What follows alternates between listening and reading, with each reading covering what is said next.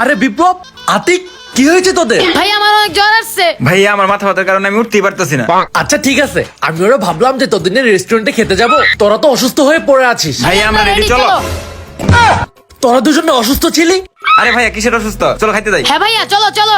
আমি আগেই জানতাম যে তোরা অসুস্থ না, তোদের ভঙ্গিমি কি আমি জানি না? রেস্টুরেন্টের কথা শুনে দুজনে একদম লাফ দিয়ে উঠছে, আবার রেডি হয়ে গেছে। ভং বাদ দিয়ে আমার জন্য যা রান্না কর। ভাই আমার মাথা ব্যথায় মাথা ছিঁড়ে পড়ে যাচ্ছে। ভাইয়া দেখো জ্বরে আমার গা পুড়ে যাচ্ছে। দাঁড়া, একটা কল আসছে। হ্যালো। আচ্ছা ঠিক আছে, তোদের অসুস্থগিরি একদম দেখাবি না। গ্রাম থেকে আম্মু কল দিছে, এখনই যেতে বলতেছে আমাদের। না ভাই আমি যেতে পারবো না, তুমি তো জানো আমার অনেক মাথা ব্যথা। চুপ, একদম চুপ। ভাইয়া দেখো আমার অনেক জ্বর। তুইও চুপ করবি, তোদের ভঙ্গিমি আমি জানি না। না ভাইয়া না, কলেজ থেকে আমাকে প্রিন্সিপাল ফোন দিছে, এক্ষুনি যেতে হবে। আমি গেলাম। ভাইয়া আমারও অ্যাসাইনমেন্ট আছে, হোমওয়ার্ক আছে, আবার কালকে আমার এক্সামও আছে, আমি পড়তে বসবো। তবুও গ্রামে যাবো না, আমি গেলাম।